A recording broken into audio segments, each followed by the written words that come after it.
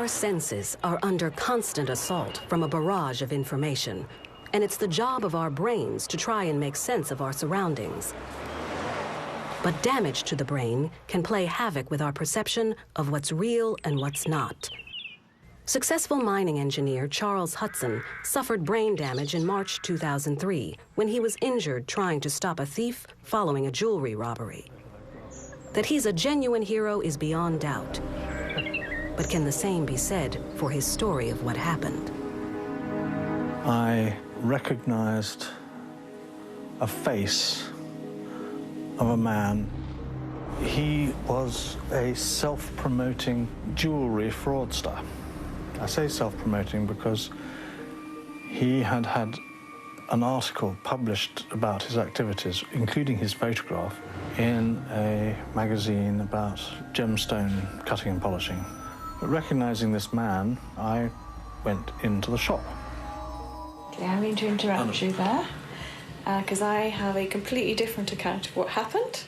The whole thing about it being some sort of international gem fraudster who'd been written about in magazines is completely untrue. Now, somewhere along the line, maybe Charles has read some article or seen a film or something, and he's knitted that into an explanation. And it's very tough for Charles, because the more he repeats that version, the more his brain thinks it's what really happened, but it isn't. I've got the evidence. Where? In MI6, for God's sakes. Why the hell do you think I've not got it here? Because it's top secret. It's international. No, I won't calm down. Nothing is achieved in life by being calm. He remembers isn't what he thinks. But it is very upsetting and distressing. He then doubts everything else that is real, and I think that's probably a protective mechanism. But we're working on it. I want to make some serious trouble with our MI6 friends. I'm sure they'll be delighted to hear it, Charles, but they may not take it very seriously. No, they'll probably will do it, or it goes to press. See, this is to hell with your journalism. I know some serious journalists who really do want the story. Which story is that? About the truth behind MI6 and this bloke. Some parts of Charles's story of the jewelry robbery are absolutely true, but others are pure fantasy.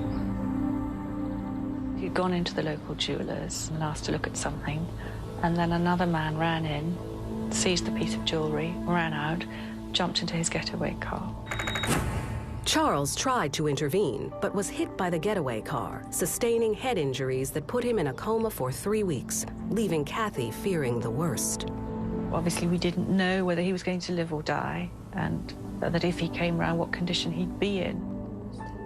Against the odds, Charles survived. This is the area of the square. But as his physical recovery sped up, his doctors and family were left mystified by the strange way his brain began putting the pieces of his life back together. His memory was very scattered. It was rather like a filing cabinet's been tipped on the floor. The timeline for him was very confused. I mean, he would be convinced, for example, and quite painfully, that he'd just had dinner with his grandfather, for example, but his grandfather had in fact been dead for many years. One recurring misconception is the fear his own achievements are being called into question. I know my whole degree from university first-class honours is a fake, because all my people who didn't like me getting a good degree said I'd faked it by having an accident. Darling, don't get upset. This is interesting. I am upset that my whole career is a fake, according to a lot of people. And he starts saying, well, they accused me of lying about my degree, and it's not true. They did. I was there and you weren't. Well, I wasn't there, but I'm absolutely sure that didn't happen, because you've got a first-class honours degree in the works. I know. You wouldn't have got it if there's any such question. Charles was displaying classic symptoms of a rare memory disorder known as confabulation. Confabulation is where patients try to invent stories to explain missing links in memories, and they don't realise that they're doing this.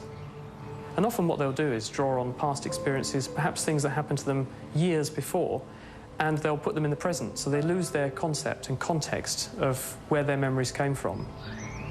I'm assured it's not lying, and examples of this could be my misunderstanding that I discovered the theory of relativity and was in kinship with Albert Einstein, or that I had once upon a time been walking with dinosaurs. Charles's confabulations have had a devastating effect on his life.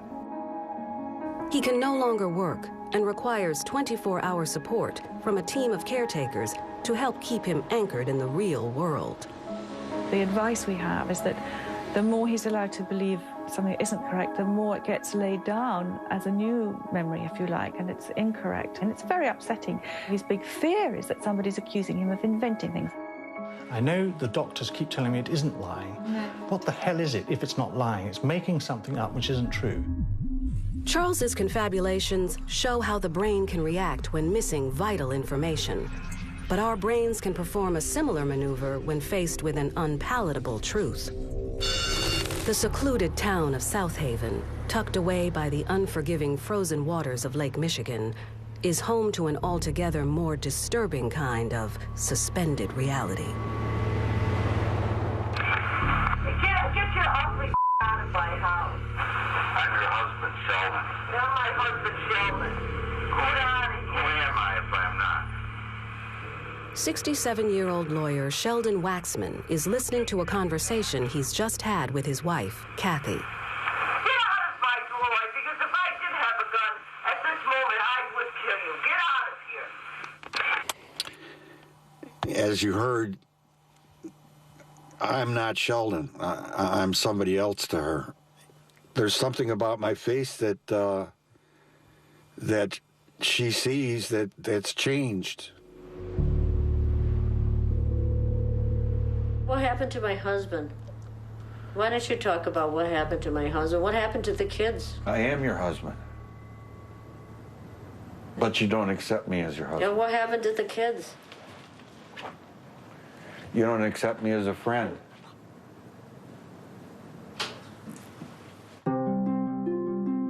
Strange as it may seem, Sheldon and Kathy's 31-year marriage hasn't always been so hostile. Oh, this is us way back when. Yeah, that was Sheldon. He was thin then. I was a legal secretary before I went into nursing. So that's how I met him. He was an assistant U.S. attorney at the time.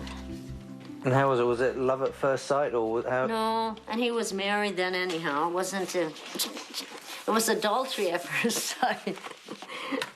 I first met Kathy. She was a secretary at the U.S. Attorney's office in Chicago, and she wore the shortest skirts, and she was a beauty, and everybody fell in love with her. We started an illicit affair that resulted in my divorce of my first wife. He came with one yellow suitcase. And this was our wedding day. Of course, I was a student, and was my best friend, Patty. It was a moment of great happiness. You can see it in my face. You figure you're going to have a good life, and things are going to continue, and sometimes it doesn't work out that way. Sheldon and Kathy were young and in love, passionately devoted to their two small children and looking forward to the rest of their lives together. But then, 17 years ago, their picture-perfect marriage started to disintegrate when Kathy began to doubt their relationship, no longer seeing Sheldon as the man she married. Instead, she started to believe the unbelievable, that he'd been replaced by an impostor. So where is Sheldon? I don't know. Why don't you? That would be something to... Maybe he's in one of these assisted living. Maybe he's the owner on paper of one of them. He could be somewhere with a massive stroke, for all I know. And once again, they're doing what they do in that. Separating families is Nazi Germany. It is Nazi Germany. What do you mean, separating families? Well, that is separating families. If someone takes your husband from you and your children and prevent your children from telling the truth, but he should have my friend. I should have slammed his head into the wall. But why has Kathy's world become indelibly gripped by this mysterious delusion? Unlike Charles, this isn't a case of her memory playing tricks, but instead a rare perception disorder called Capgras syndrome. Typically what happens in Capgras syndrome is the patient comes to believe that people who've been close to him, typically parents, spouse, or children, have been replaced by imposters. The syndrome's named after the French doctor Joseph Capgras, who first reported the disorder in 1923 after seeing a patient who was convinced a number of her friends had been replaced by doubles. What happens is the patient looks at his father, feels nothing whatsoever, and then confabulates a reason for this. It must be that this man is not my father, he must be someone else, and that explains my feeling. In Kathy's case, her Capgras symptoms cannot be traced back to any known head injury. But one thought is that they could be due to an abnormal balance of neurotransmitters in her brain. Neurotransmitters are the chemicals and hormones that carry messages between the nerve cells in the brain. And when this vital system starts to misfire, it can lead to symptoms of neuropsychiatric illness and delusion. This is a petition to have her hospitalized. It says that she doesn't know who she is and denies that I am her husband and that her children are hers. That was written 16 years ago. Despite this heartbreaking situation, neither Sheldon nor Kathy have moved out of the family home, deciding instead to continue living together, although with clear boundaries. Kathy lives on that half of the house, and I basically live in my little 3-room apartment there. I miss the companionship of a wife, a helpmate, a supporter, somebody who loves me, that's interested in your welfare. You can hope and you can pray for change. It's just it's a matter of acceptance. Life is what it is. I accept it. Desperate to avoid a bleak future, Sheldon is making the 2-hour journey to Chicago to meet a doctor he hopes can help change their lives. Cure I'm not looking for, but if somehow she could come to accept me as a friend, not as her husband, that would be great. So if that wasn't Sheldon yesterday, Selena, who was it? I don't know. Why didn't you tell me? I don't know who it was. Of course, they can have so changed everyone's look. It wasn't Sheldon, though. I'll tell you that. I don't know who that is. But it wasn't Sheldon.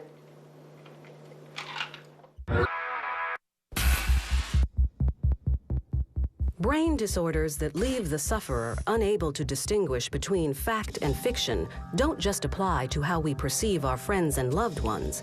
They can also affect how we see the world around us.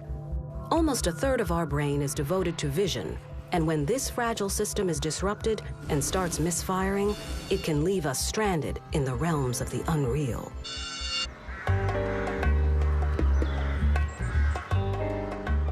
Meet Philip Hornby, a man who has a unique view of the world around him.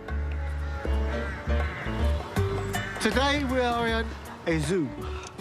It's one of the most open zoos I've seen for a long, long time, and it's got some very nice, weird animals in. What the hell are they? Could it be a rhino? No, it's too slim. It's too slim to be a rhino. What is it? What do you think it is? I haven't got a clue. The head is the first thing that tells me what it is. I don't know. It's a tiger. It's a zebra. I think I should know what that is. Unbelievable as it seems, Philip has no problems with his vision and has normal intelligence. Yet he's left baffled by the simple task of naming animals that should be child's play. No, I can't tell you anything about these whatsoever, because that information's gone completely. Yeah. I can't really conceive how people cannot know what this animal is. Shall I tell you what it is? You can try, but I'll forget. This is a giraffe. Fuse with the giraffe. Come on. Oh. So what lies behind this extremely rare condition? The accident happened just down the road from where we are now. In the accident, my grandmother died. She was in the car with me. The person driving the other car who ran into me, he subsequently died away. And I'm the only surviving member. The crash left Philip with permanent neurological damage at the base of his left temporal lobe, injuring his fusiform gyrus, the area of the brain directly involved with recognition. Philip has what we call a visual agnosia, which means that he has difficulty in interpreting what he sees. Philip sees animals almost exactly, if not identically, to the way you and I do. What he is unable to do is access knowledge and associations about the animal that he's looking at. Philip's temporal lobe injury has given neurologists a unique insight into how the brain processes visual information, making him a scientific phenomenon. Oh, Philip's very unusual. I think I could almost say he's unique. He has a very circumscribed set of difficulties in his problems with recognizing things in the living world. So, for example, he doesn't get lost. He doesn't have any difficulty in recognizing buildings. He just has these very specific problems with recognition. And to see them in such a clear form is very unusual. One person who understands Philip's problems more than most is his daughter, Charlotte. I don't think he finds it frustrating. I think he finds it sort of like unique to himself. I can't even see. He looks like a carrot. I don't even visualise a carrot. I can't see a carrot in my own mind. Can I have, please, some carrots, wherever they are? Aha! Carrots. Can we have, please, how many? What, 3? Yep, 3 carrots is fine. Philip's recognition problems go beyond the animal kingdom, stretching to anything in the living world. Can you find bananas? Bananas. Yep. Bananas, trees, Africa. Need a bunch of them. Long, Caribbean cut, they're long.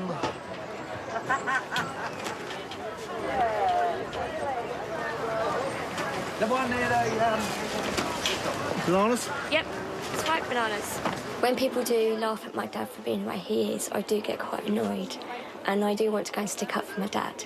And sometimes I do go and say to the people, you know, why are you doing that? When it comes down to fruit and vegetables, he simply just doesn't know what it is he's looking at. Philip's problems stem from his brain being unable to access stored information, leaving him feeling no emotional attachment to living objects, and making it impossible for him to identify what he's looking at. But while his non-recognition problems are irreversible, the misidentification syndrome suffered by Kathy Waxman may not be. Unable to feel any emotional attachment when she sees her husband, she is convinced that the Sheldon she loves must have been replaced by an impostor. There have been 3 different men in that room over the years. There have been. That look very similar, and that's, you know, a good many cases are won or lost because someone misidentified another human being. Despite having sought the best medical advice, no doctor has managed to cure Kathy's delusions. But today, Sheldon is traveling to the University of Chicago to meet a man who has offered new hope. Dr. Morris Goldman is a specialist in neuropsychiatric disorders like Capgras syndrome. And although Kathy has never had a positive diagnosis, the signs seem clear to him. I'd like to see Sheldon again. Obviously, I'd be the best one to care for him. I was charge nurse in a teaching hospital. If he sure the wasn't my friend, I should have slammed his head into the wall. This looks like Capgras. She doesn't know where he is. All she knows is that she is aware that he's been taken from her. Come in. Dr. Goldman's pioneering research has identified a possible breakthrough for Capgras sufferers, involving a hormone called oxytocin. You shouldn't be hopeless.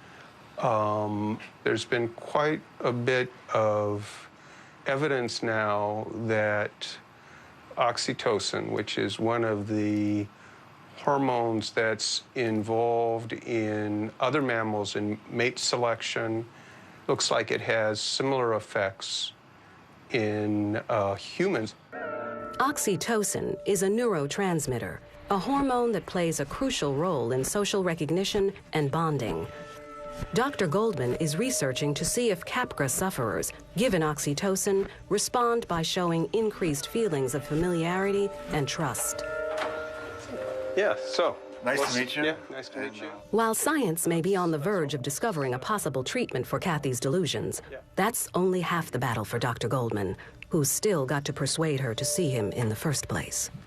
She hasn't had anything, you know, in 5 or 6 years, and maybe now is a good time, especially with the doctors saying that as they get older, that you know, they might get appreciably better. If it is true, then it's something to work on. For Sheldon, it's the first glimmer of hope he's had in years. But will he be able to convince Kathy to meet with Dr. Goldman? Channel. Our brain works overtime to try and interpret the world around us. But if it's not able to access the stored memories to help us identify the objects we see, our reality can become skewed. The animal could be anything from I don't know, from an elephant to a kangaroo. A car crash 28 years ago left Philip Hornby stranded in a world where seeing is not necessarily believing. It not only stripped him of his ability to recognize animals and vegetables, but it also left him with a far more personal loss of recognition. Philip's out shopping in Cambridge, and unknown to him, so is his daughter Charlotte.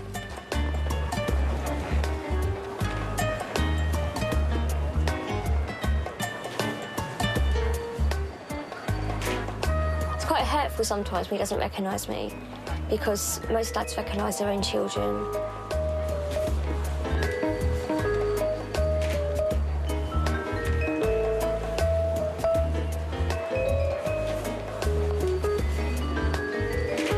Excuse me, have you got a time, please? Yeah, Charlotte. Yeah, I'm Charlotte. What are you doing here? I'm come here to help you out today. How? Help me out. Obviously, because you're being filmed today, they wanted to know if you recognise me, if I walk by you. Well, you know I don't recognise you. You're just like another face. Yeah, I'm just another face, but the only way you recognise me is by my voice. Yeah. Come here.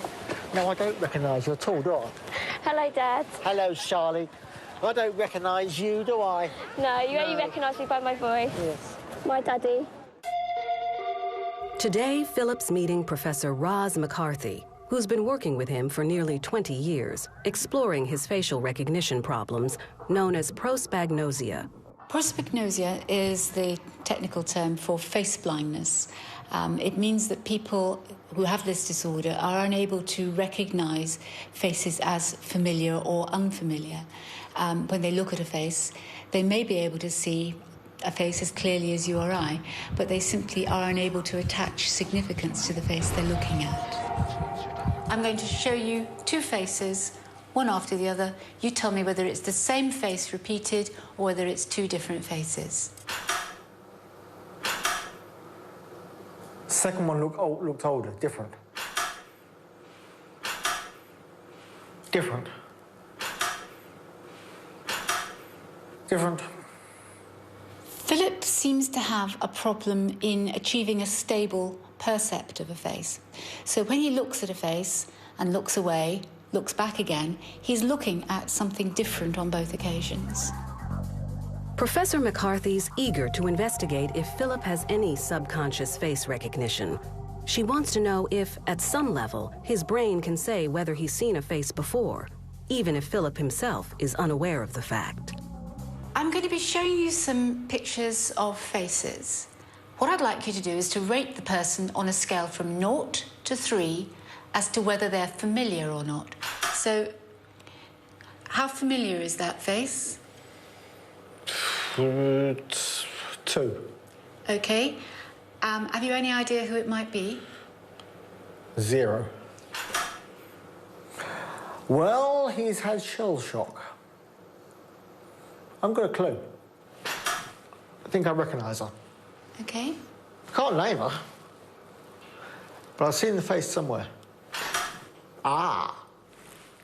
He is an ex-singer, and his wife was on the X Factor, and I can't think of his name. It's gone from me. Okay, let's try the next one. Everybody else knows, but I don't know. 0, 0, 0. I'll give that a 2 out of 3. Okay. I'm going to say that that is a well-known TV personality. The woman who used to play the part as Hilda Ogden in Coronation Street. A face tells you nothing about the person. The way a person speaks does. The way a person moves their eyes, it does. But a face is just a face. But will he recognize his own face? It's not familiar and I don't like it. I'd give it a 0, 0. He can't recognise his own face, and you'd think that you've had multiple exposures to your own face, and so that's very striking. When we looked at your ratings for the familiar faces, you actually gave higher ratings for familiarity to those people that you would have seen before. So even though you're saying, I don't know who these people were, you're actually scoring them higher than if you were looking at a complete stranger. That makes sense, sir. And that suggests that partial information is getting through at some level or through one of the circuits in your brain. Subconsciously or consciously? A bit of both. A bit of both. The brain's a very complicated place. Despite having perfect sight, Philip's brain is unable to access the correct information to match and identify the living objects he sees in front of him. But if the brain is starved of visual information due to failing eyesight, it can instead fill in the blanks by creating a world that doesn't actually exist. I would see 2 snake bodies. And then it moved on to seeing what I call leprechauns. They had horrible, laughing faces, big teeth, and they were sat in trees.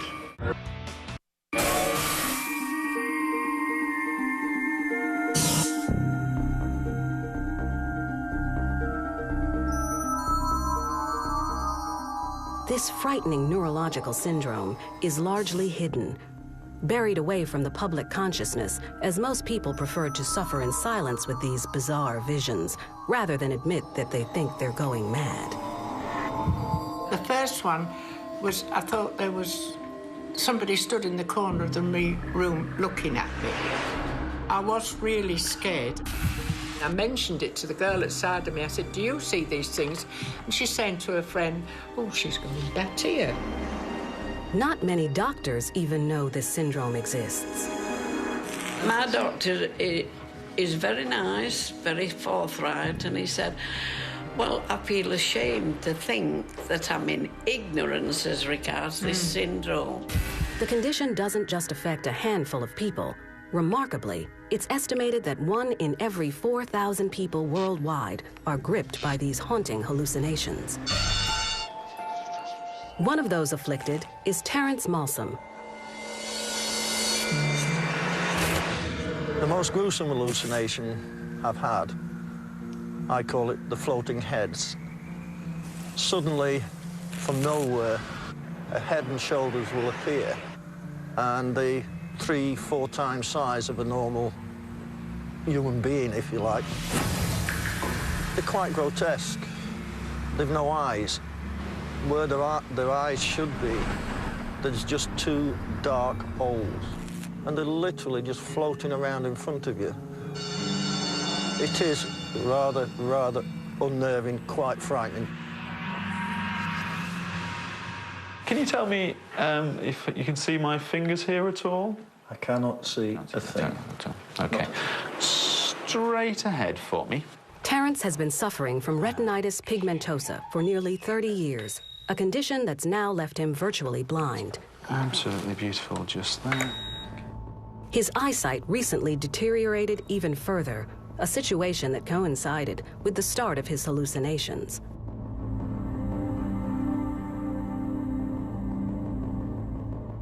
Seeing Terrence suffering from these terrifying visions left his partner Linda fearing the worst.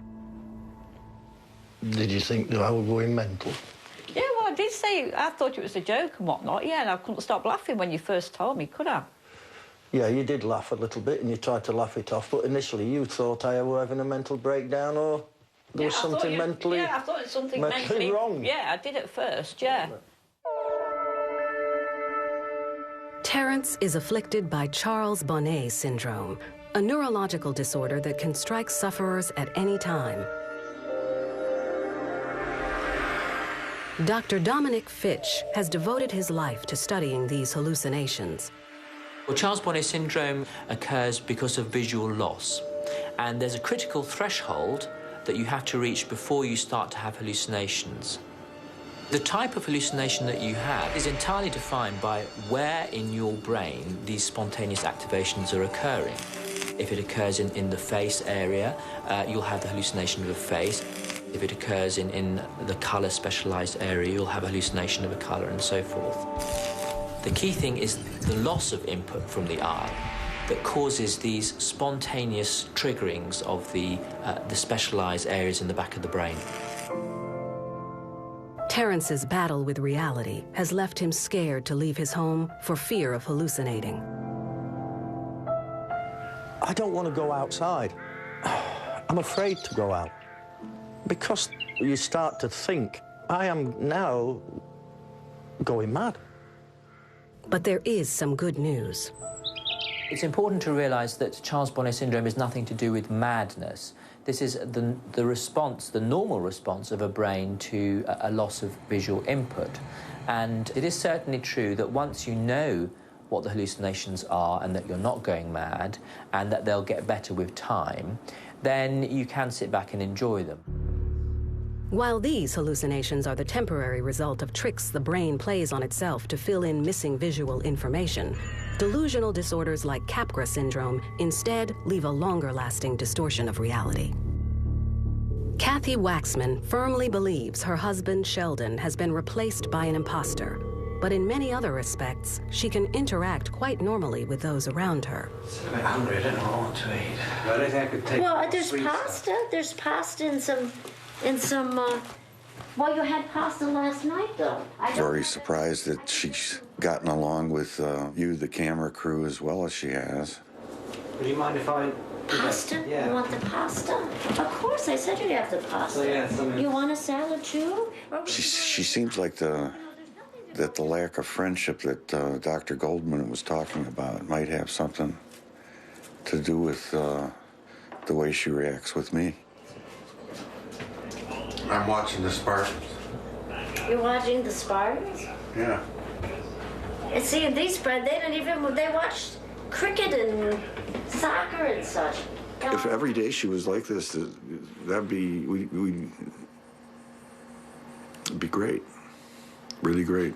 Screw me royally. With Kathy in an accepting mood, Sheldon introduces the idea of her meeting Dr. Goldman. But how will she react to seeing a specialist suggested by the man she believes is impersonating her husband? That's Dr. Goldman's card.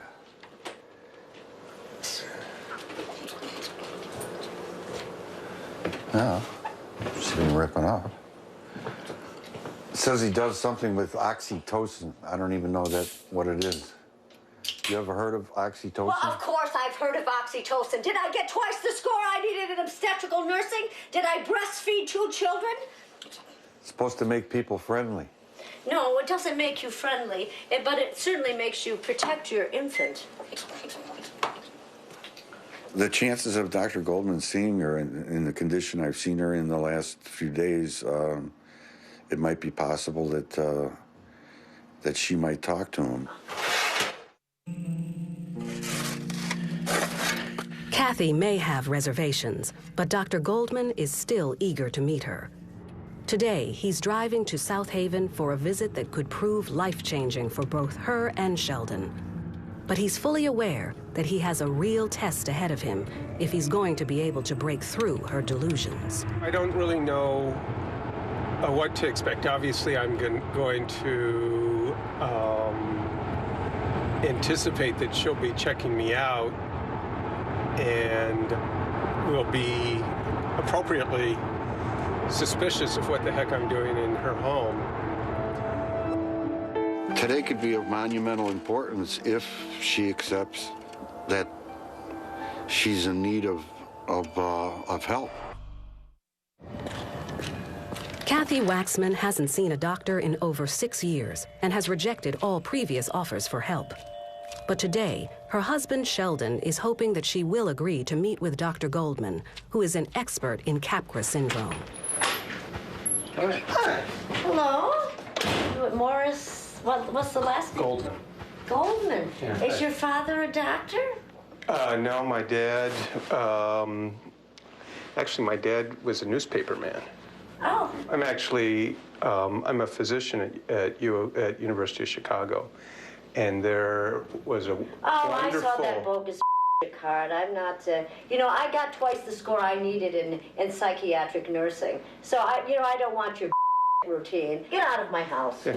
I'm actually... Get your friend out of my house. I'm actually here... I don't give a what you're here for. No. Can I please sit down? No, you can't. I have asked you to leave. Will you please give me a chance? Will you please give me a chance, dear? No, I won't. Despite Kathy's hostility towards Dr. Goldman, she hasn't retreated to her bedroom as Sheldon feared. I've told you, you're treating me in a condescending way, and I'm not putting up with it. I was a very real nurse. I had a very real woman's life. I understand also you know an awful lot about oxytocin, which I was quite impressed with. Get out of my house. I was a breastfeeding mother. Anyone that's been a breastfeeding mother knows about oxytocin or that's had a pregnancy. Well, what I was going to say was my hope would be maybe you could be a nurse again, because I do think you're very intelligent, and I mean that. Well, obviously, I'm very intelligent. You're not of any use to me. I think I might... Get out of here. Be able... Get out of here. I think I might be able to make you feel more hopeful that things could get... I'm not going to talk to you. I don't want anything to do with you. I've asked you to leave, and that's what you do when someone asks you to leave. You go.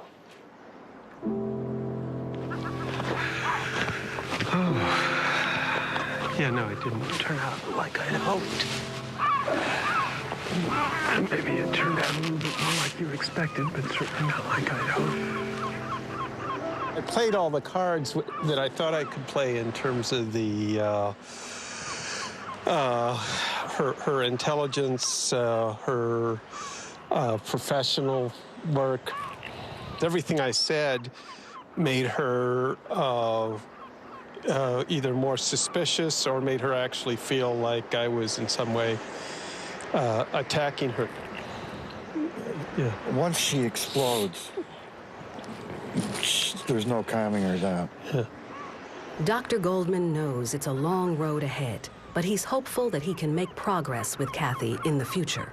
You suggested that I try calling her, and I will try calling, and you don't know whether, a little bit of headway may have been made, and maybe she'll realize that she can not have to restrict her world so much.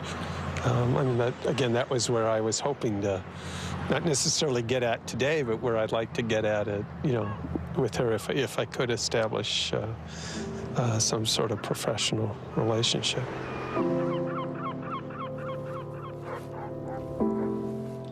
Two days after Dr. Goldman's visit, Sheldon has remained positive. Was it worth it? Certainly it was worth it. It's always worth it to try and fix something that's broken. There's the crying baby on here. Play. For Kathy, life's going on as before. I didn't have a big nose, and someone's altered this film. Yes, they have. Some people just make this up.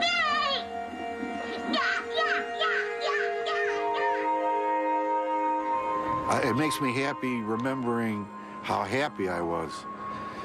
And it makes me sad realizing what kind of situation I'm in now.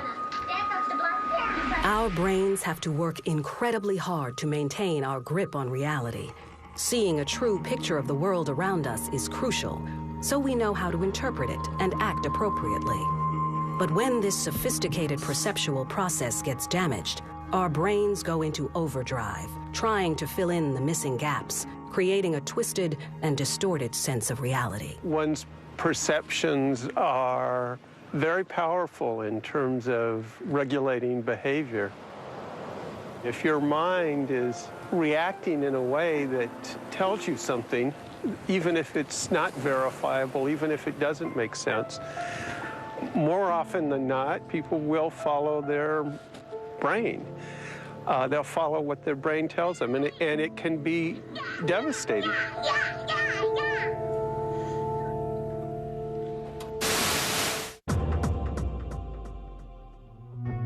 You're about to meet 3 people whose lives have been thrown into chaos by brains which have taken over their bodies. Kath Lockett is facing a life with a voice she doesn't recognize. Can you say grandfather? Granddaughters. Karen Byrne has a hand she is unable to control. It has its own attitude, it has its own mind, and it does what it wants to do. And David Openshaw is battling with a limb he doesn't think belongs to him. There are days there I think that I might just, oh, bugger it, let's do it today. From talking to walking, we take for granted the complex processes required to do the simplest tasks. But when our brains start sending mixed-up signals, the results can be catastrophic. Kath Lockett lives in Stafford, England, with her husband and 2 teenage children. She suffers from a strange disorder which has doctors baffled. I love all these tutti di Tellonese gauchas, eh? Sometimes they say I'm French, then they say I'm Italian, then they say I'm German, I'm Croatian, Hungarian, Lithuanian, and one man very strange, but I was Japanese. Although she appears to have a foreign accent, Kath is English, and it's her first and only language. Oh, that's a nice one. You like that? Lots of detail, nah? Is it one or is the 2 together, huh? A lot of time you meet people and they keep saying you're foreign. And I'm going, no, I'm from Stafford. Oh, that's British. Her voice isn't the result of living abroad either. She only developed the accent in the last 2 years. Why did I lose the speech? Where did the speech go to make it sound as if I was foreign? Something that was bizarre almost when it happened. It's nothing that I've heard of before. There's no answers. None of the doctors can say where or why it's happened. Kath's symptoms began in March 2006 when she started suffering severe head pain. When it first happened, I was just talking to my sister on the phone, and I started to slur. But the next morning, it was like my mouth was going numb. So I thought, this is very strange.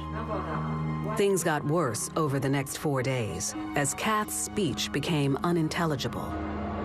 She couldn't speak at all, and she had like a pen and paper to write and to communicate with everyone. In the beginning, when I first read my own speech, I didn't even know if I was going to speak again. Kath was taken to the hospital where she was diagnosed with a rare neurological condition called cerebral vasculitis, an inflammation of blood vessels in the brain that had starved language areas of vital oxygen. Gradually, her voice did start to return. But then, as I started to speak a little more, and more now come out, it did sound different. I thought it was because I was relearning. She started to learn to speak again. This accent came with it, which was a big shock to everyone. I lose a 47-year-old speech in 4 days. Unknown to Kath and her family at the time, she'd become one of only 100 known people in the last century who've developed an entirely new accent after suffering a brain injury. This condition is called foreign accent syndrome, and its precise cause is still a mystery to the medical community. The kind of movements you need to make speech happen are so complicated, it requires an enormous amount of brain power and the concerted efforts of lots of different parts of the brain, all working in harmony. And if you damage one of those bits of the brain, they can no longer do that job precisely. Before Kath lost her accent, she was a regular caller to a local radio station, and her old voice is unrecognizable. Then you've got people coming after registration so they can monitor the whereabouts of the children. You're always going to have a handful who are reluctant to want to go to school for whatever reason. What does that make you feel, Kath? Sad. Sad. Very sad. Just wanted to come bad. I just don't want to be. I have nothing against Ford and Peter, but I'm not trying to be Ford, and I'm just trying to be me. It's part of the old me. It's the part I was there before. She has trouble with sentences and putting words together in long words. You can't say my name correctly, which is Amanda. It comes out Amma. It's again part of what you lose again. It's your own, you know. Not being able to say your own children's name correct. It's like you don't know them, you know. It's like you're a stranger. In the library, I get a book we stand from Darcy Souls. We just had it out of the libraries. Do you have here or able to get? Kath's accent has been a source of amusement for many locals in her hometown, making a trip to the store difficult. At first, it really frustrated me when people in town made fun of my mum's accent, which I didn't find very, very nice. Sometimes I don't feel like I belong in stuff with animals. Sometimes I just don't want to be out at all. That's why I tend to pick the same shop, because I know the people see. But it's nice to get out, otherwise you'll be stuck indoors all the time and not be no good, eh? With very rare syndromes such as these, sufferers can be frustrated by a lack of knowledge about their condition. So Kath is about to go on a journey to find out more and to see if there's any hope of a cure. I just want to be the person I was before the loss of speech. Sometimes I just want to be me. I don't want to be a father.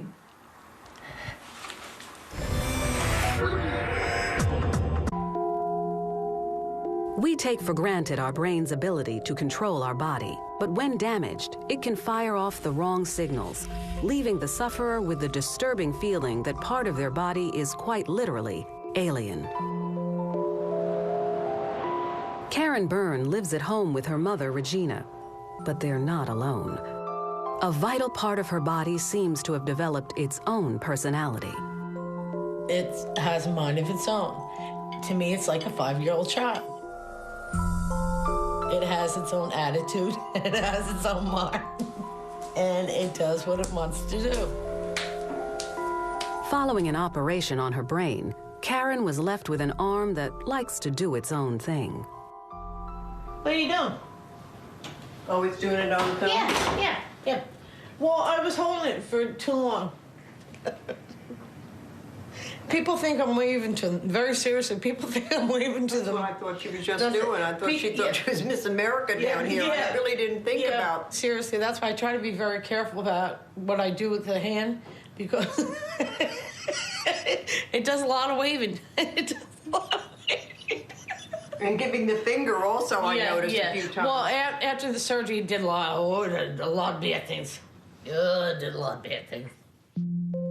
Fearful of what the arm might do in public, Karen spends almost all her time at home. It is like having two different brains. And you have to try to hold on to some type of control, because it will do what it wants to do. And right now, it just wants to do exactly what it wants to do. And it wants to go all over because it's really about had enough of behaving. To put it bluntly. 17 years ago, Karen had an operation to split the 2 hemispheres of her brain to control epilepsy, but it left her with a condition called alien hand syndrome. There are probably several types of alien limb syndrome. Some patients who've had their corpus callosum cut, if those fibers are severed, seem to develop an alien limb syndrome. John Gazier suffered from a different type of alien limb. His unruly arm was initially caused by a stroke. Does your arm do anything? funny or do anything that would cause you discomfort? Yes. What does it do? It grabs things. It grabs things? Yes. I'd be like taking it easy, and all of a sudden, sporadically, just grabs things like that. Just grab it, and not knowing what it's doing. And I'm saying to myself, my wife said, "What are you doing, John?" I said, "I don't know." 1, 3. Okay. Lower your hand. Perfect. Lower your hand. That's it. Okay. It was very embarrassing. I know. Yes, for it you was. and your wife. What kind of things would the hand do with the therapist? Grab the poor lady randomly. Just grab her physically. And she would say, "What are you doing, John?" I said, "I don't know. I really didn't know what I was doing." And it was embarrassing to me because I know I shouldn't be doing that. But my hand didn't know the difference. It just took off and did it. Thankfully for John, his brain recovered and his arm began behaving itself. His stroke had damaged the frontal lobe of his brain, an area affected in the majority of alien hand cases. Specific areas in the frontal lobe of the brain are normally activated when we see visual objects, and they are also very much involved in killing off any motor programs if we don't want to reach them. So these areas in the frontal part of the brain are also often the ones that are damaged in patients with alien limb syndrome. 28-year-old Erin Borse from San Francisco also suffered a stroke to an area in her frontal lobe. My hand would grab onto stuff and not let it go. I felt that someone was pulling at my hair, and I really wanted them to stop. And the nurses said, "Well, you're pulling at your hair." Sometimes if an object is placed close to the hand, the alien limb will automatically grasp it and find it difficult to release, despite the patient saying they had no intention of reaching out and grasping that object. If they see a cup, they have to pick that cup up. They're no longer capable of selection of action, if you like. The hand appears to do things which may or may not be socially acceptable. So it looks like the hand is grabbed onto those wires and you're telling it to let go, is that right? It's doing things you don't want it to do. I actually look at it and think, oh, that poor girl. Wait a minute, that poor girl is me. Most alien limbs caused by stroke or head injury recover when the brain naturally repairs itself. But Karen's case is very rare. She's had it for 17 years, and it's not going away. I feel very, very frustrated now, very frustrated. A leading expert on alien hand syndrome has heard about Karen's case and has invited her to New York to help with his research. It's only 2 hours away, but it'll be the biggest journey Karen has made in years. I don't know how she's going to make this trip to New York. I really don't. It'll be fine. I can hear you. Don't speak to your mother like that. I don't even know what to ask him first. I really don't. Except, how much can you tell me? And can you tell me anything to help to try to help my brain to control this better? After 17 years, it's difficult for Karen to imagine a complete cure. But knowing more about her alien hand will be invaluable for the future. Like Karen, Kath Lockett has to cope with a strange syndrome which hasn't improved over time.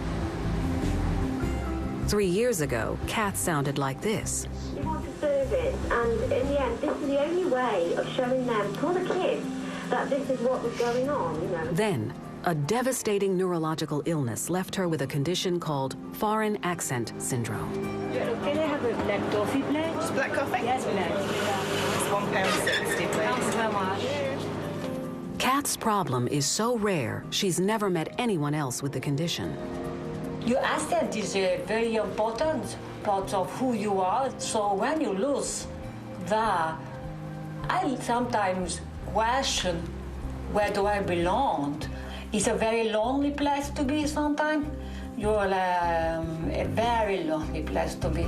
But she's just discovered that she's not alone. There's a fellow sufferer living in the UK. George Reynolds was born and raised in Dagenham, Essex. He used to host corporate videos for local businesses. Well, as you can see, this setting is beautiful. Behind me is the Joy Food restaurant. That is one of the most popular Chinese restaurants in the country, I should say. 5 years ago, he suffered a stroke, which caused his accent to change. Gradually, my voice changed from a slur to what sounded, or what people told me sounded like an Italian or European accent. Sorry, I'm not using.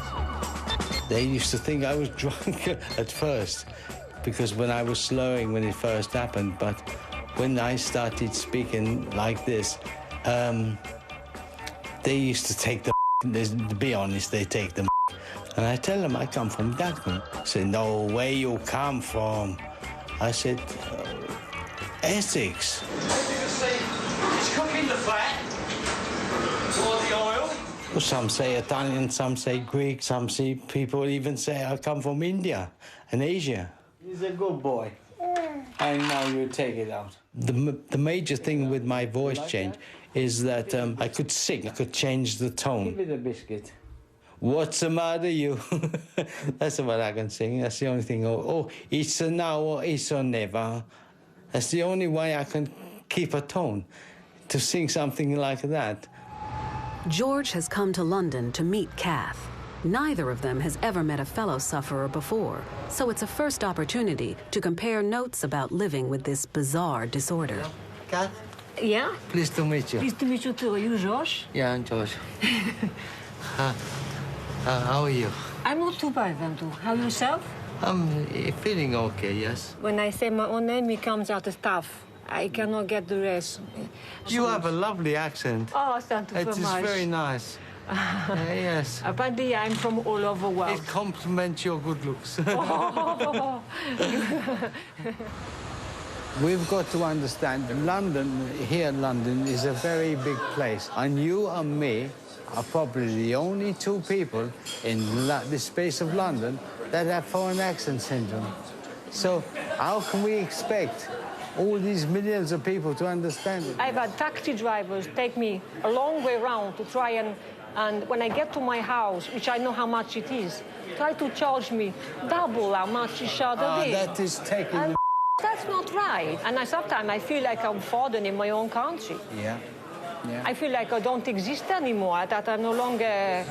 You're a lesser person, maybe, you think? Yeah, I've had to change so much where I'm staying in the hotel. Yeah. There are a lot of people who are foreign. Yeah. And I feel more at home now than I do back in Stafford. I've come here today and I speak to you. Yeah. And it is absolutely wonderful to speak face to face with someone and share the experiences. Like Kath and George, Karen Byrne is also hoping to talk to someone who understands her disorder. Following an operation on her brain, she's living with a left arm which has a mind of its own, and it's made her virtually housebound. Here we go. Hoping the hand will behave itself, she's been invited to visit Dr. Todd Feinberg, one of only a few experts on alien hand syndrome. It will be Karen's first trip to New York. That'll be fine. I know. I'll call you as soon as we get there. To be honest, I'm nervous about making a fool out of myself. I really am. Because, you know, I don't really go anywhere away from the apartment. It does what it does when it wants to do it. I'm also so excited. This is very exciting. Look at this place. I'm looking around here, I'm thinking, oh my gosh. For Dr. Feinberg, this is a rare and exciting opportunity. He's only met 4 alien hand sufferers before, and never such a severe and long-term case as Karen's. It doesn't always last this long or this severely. Some patients will experience it acutely right after the operation. It will go away, whereas other patients will have it chronically. It will go on for years. They'll adapt to it. They'll be aware of it. They won't be happy about it, but they've come to accept it. Hi, how are you? Hi, okay. Good. Hi. You found it okay? Yeah. Karen's alien hand is a result of surgery which split the 2 hemispheres of her brain to control epilepsy. Okay, now I'm going to put something in your hand and try to tell me what that is. The consequences of her surgery are not just a rogue hand. Normally, the left side of the brain controls the right side of the body, and vice versa. But the operation has disconnected the two sides from major communication. It's almost as if the right hemisphere and the left hemisphere are sort of going along, okay, but then the left hand has a tendency to go off on its own and do its own thing. And the hand can be doing all this stuff, and the patient's left hemisphere, the verbal hemisphere, is really not aware what's happening. So they look down and they go, oh my goodness, look what it's doing. Dr. Feinberg wants to explore further the differences between the two sides of Karen's brain. Right now, I'm getting extremely frustrated because I know you put something in my hand, and I have absolutely no idea what it is. All right, I'm going to put it in the other hand. Oh, a fork! Okay. But you're aware you have a left arm and a left hand. No, actually, no. I mean, I know realistically, I know it's there. Right. But I don't really know what it does. I would light a cigarette, my hand would put the cigarette out. It would put it out. It would put it out. Did it look like it was intending to do that? Yes, or it would light another cigarette. It would light another. It would light well, another you had cigarette. one in your right hand. Yes. It would light a cigarette with your left hand. Yes, it would. And I'm closer, and I'm a lot closer to understanding it after listening to you than I ever was before. We can imagine what it's like, but you come about as close as I've ever heard anyone get to describing the sensation of what it feels like to have a split brain.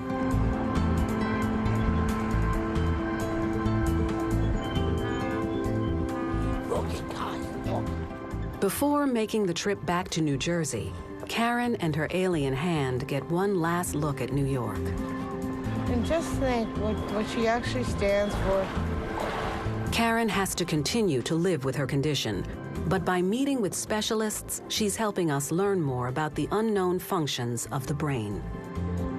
Alien limb is an extremely rare condition. It certainly tells us that a lot goes on without awareness, without us being consciously aware of these mechanisms. Mechanisms that might go under the term of volition, the free will. It turns out perhaps that free will isn't so free as we might think. But is this any consolation to Karen, as she's stuck with a hand that does what it wants? Right now, I feel more at peace. For years, I felt, in a lot of respects, so alone with it. I feel that with the information I got today, that I know it's all going to be okay. Finally, after seeking help, Karen can move toward accepting her arm as part of her.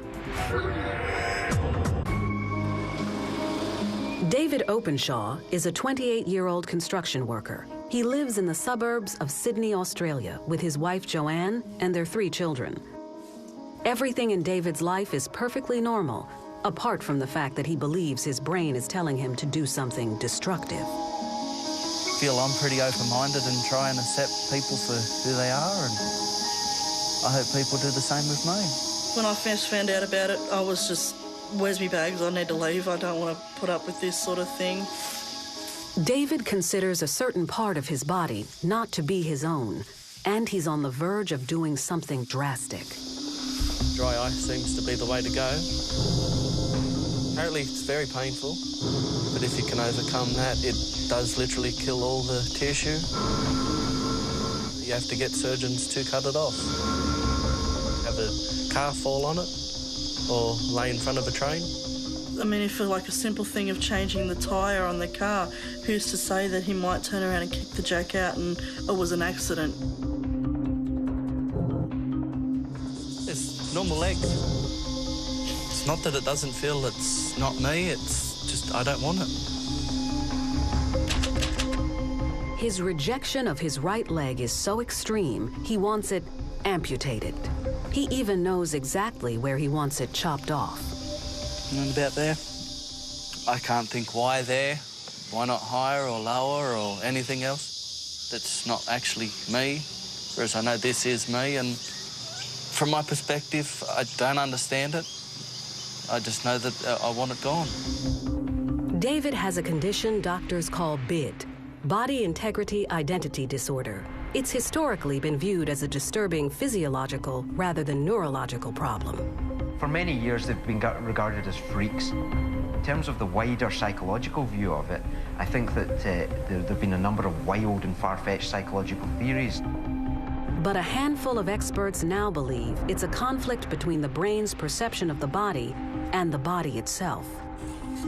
Some people do seem to have a mixed representation of the body where they've got visual feedback that a limb exists, but the sensation in the brain is telling them that the limb is not in the body image, in the brain.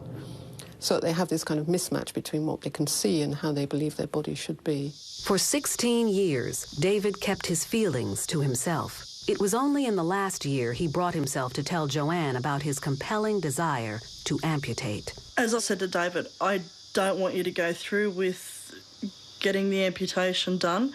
I will stand by you and support you, though. It's hard to come to terms a lot with it. I mean, a lot of the time I might be just sitting here and I'll burst into tears for no reason. It's just really hard at times. Very lonely. The problem is, because it's a condition that's really on the fringes of medicine, it's very difficult for them to have an amputation done in a safe manner. Consequently, many of them resort to dangerous practices to try and remove the desired limb. People with this disorder will injure it one way or another in a way that they hope will then result in amputation. It's very unfortunate that there is no route for them to have this done safely. They can freeze it, or they inflict trauma upon it with a gun, or try and cut it off in some violent manner. Worried about the impact on his family, David hasn't yet gone to such extreme measures, but he wants to gain a better understanding of the condition from someone who's gone through the experience and successfully amputated their leg. I think he's the pioneer of it. One of the first people that actually did succeed. Robert? Hey. I think many people with BID think that they're like Martians living on Earth. People who are just living in isolation with this condition now realise that there's actually other people out there with it. How'd you manage the pain? Once you start off with the dry ice, you're on an emotional high because you know this is it. Robert Vickers removed his leg 20 years ago by placing it in dry ice, forcing surgeons to amputate. I had to write about the happiest day of my life. And I put that down to the day I woke up in hospital and found my leg had at last gone. And I put that ahead of meeting and marrying my wife and the birth of our daughter.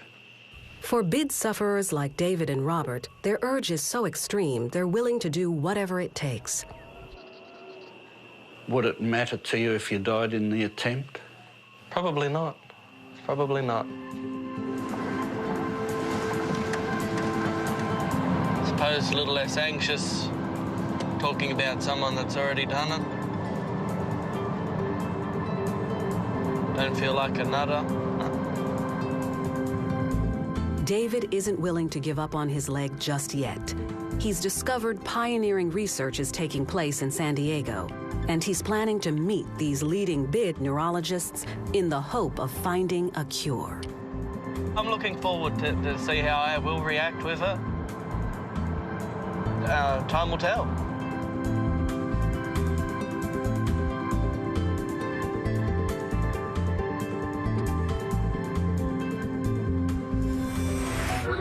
For those suffering from rare conditions, it is a struggle to find treatment. Kath Lockett in Stafford, England, who suffers from foreign accent syndrome, has personally found it difficult to get any answers.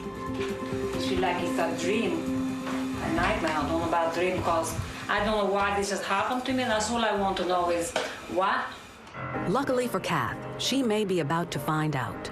She and her husband Peter have arranged to meet the UK's leading expert on foreign accent syndrome, Dr. Nick Miller. He wants to demonstrate to Kath that despite all appearances, her unfamiliar voice isn't actually a foreign accent at all. Can you see that text all right there. Yeah.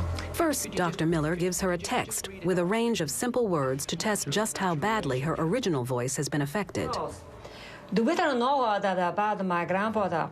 I'd rather hit out a hot, a black waters, instead of bother meat, is brother, is sound like a short walker along. Let's just try individual words on their own. Can you say wish? Wheat. Yeah. No. No. About. About. My Ma. grandfather. Granddaughters. Dr. Miller wants to discover how seriously the rhythm of Kath's speech is affected by asking her to sing the most basic of tunes. All right. Now try it with some words. How da de do de, how da de do de, how da de do da de, how da de do do. Okay, say it. Whatever that was. The tests have given Dr. Miller a clear indication of where Kath's problem lies. You give us some clues about why your speech sounds foreign, because the sounds are distorted, some syllables kind of get lost, and I think these are all typical of somebody who's learned English as a foreign language. The missing syllables and the altered rhythm to the speech, and I think that's what gives them the impression of the foreign. I understand a little bit more about the foreign accent syndrome in itself. I know there's no magic wand for that, but it makes me understand why I struggle so much. Understanding how her speech has changed is one part of the puzzle. Now, Kath and fellow sufferer George have the opportunity to meet a man who may be able to pinpoint more precisely just what's happening inside their brains. Hello. Very pleased to meet you, Jack Riles. Dr. Jack Riles has come to London to study them as part of his research, and George has agreed to have an fMRI scan to assess which part of his brain is affected by the syndrome. This is the second time only that functional MRI has been applied to a case of foreign accent syndrome. So it's the only second study in the world, as far as we know. Is you comfortable in this? Yeah. Can you talk okay? Okay. By asking George to talk while the scan is taking place, Dr. Riles can determine which areas of his brain are active during speech and which areas are damaged. I would like to learn to sing again and round off my wood.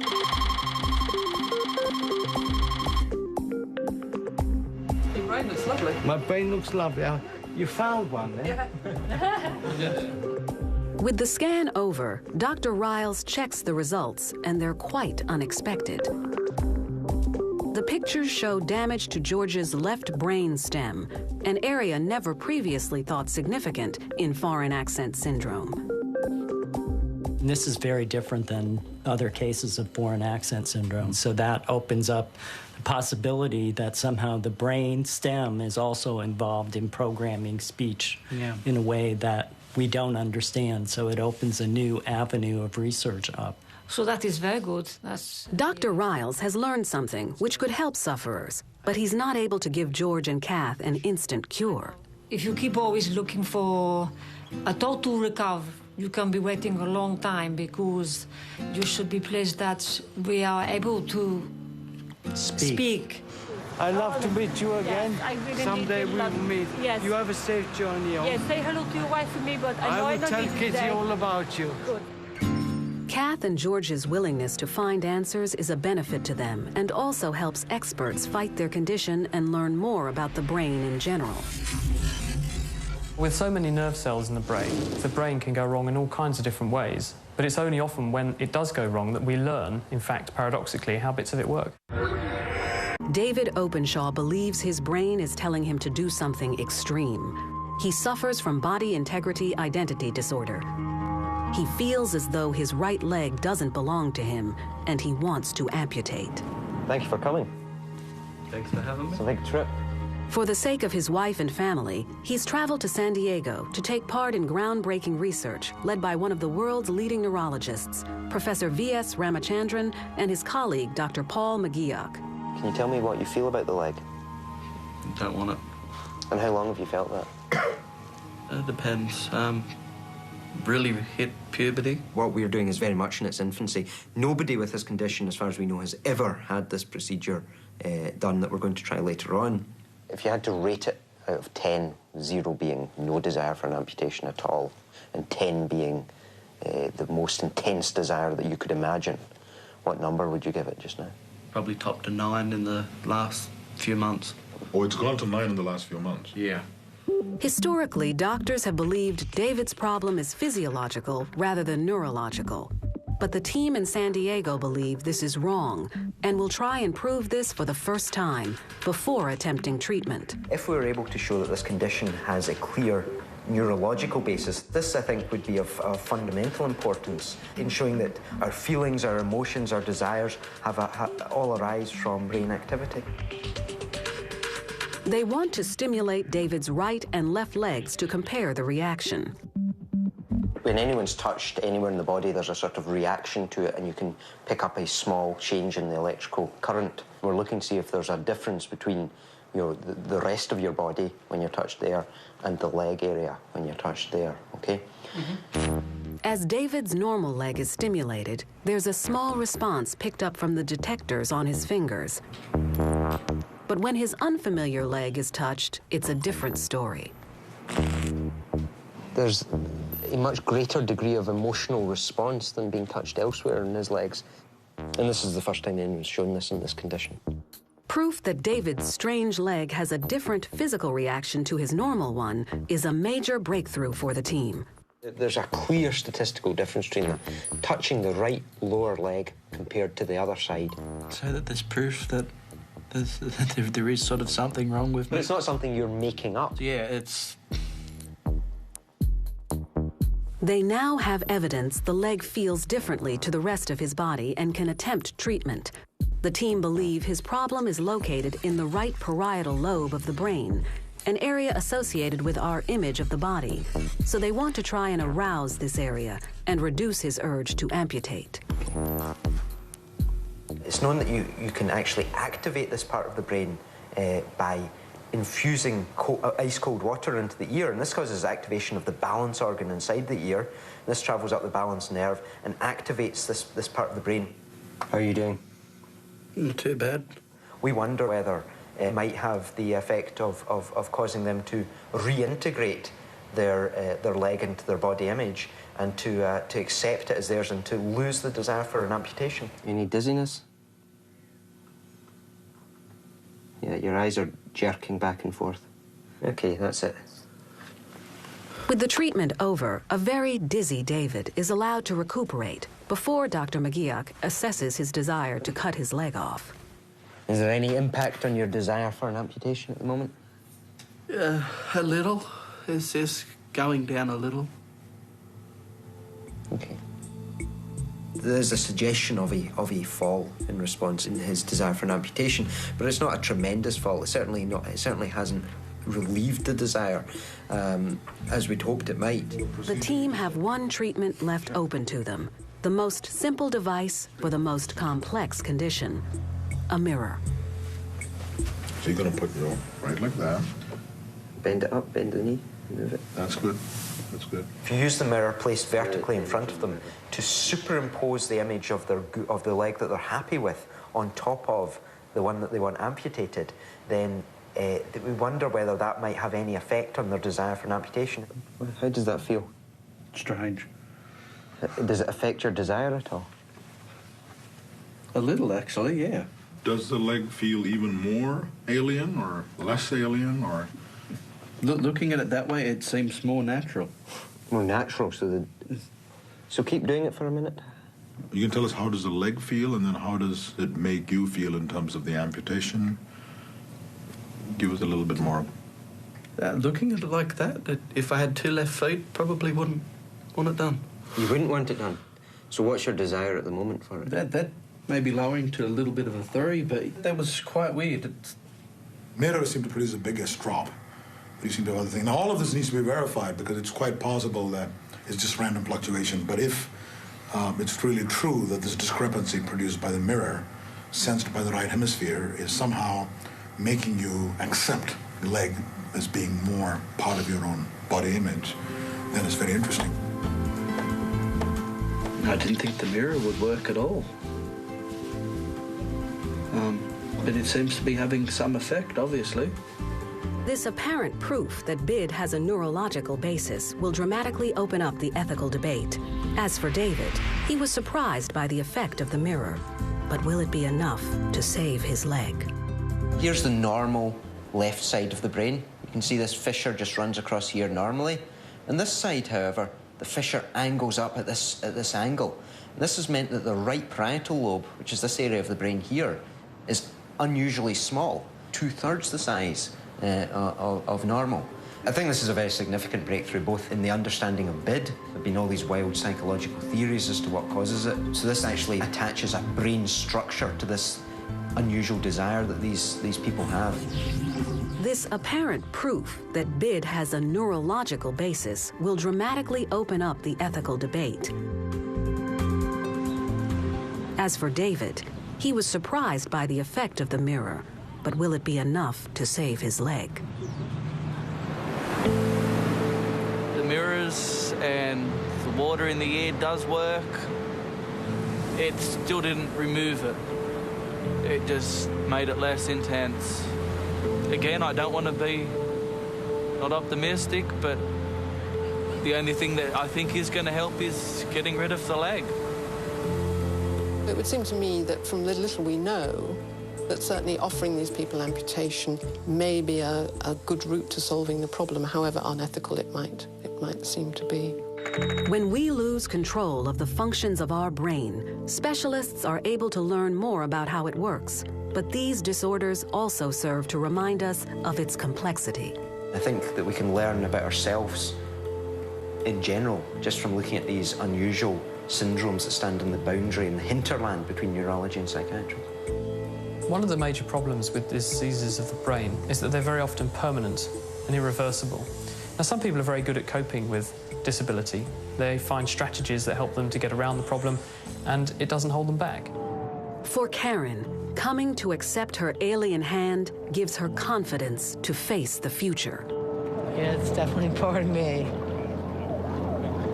And maybe tomorrow it'll do something else. And you never know what it's going to do tomorrow. You never know what it's going to do later on. And Kath and George can now fight the stigma of their condition together.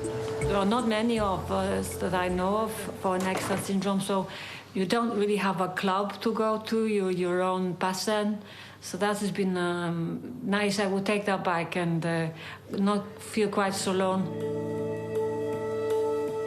4 weeks after his trip to San Diego, David placed his right leg in dry ice for 5 hours, killing all the tissue. 2 weeks later, his leg was amputated just below the knee.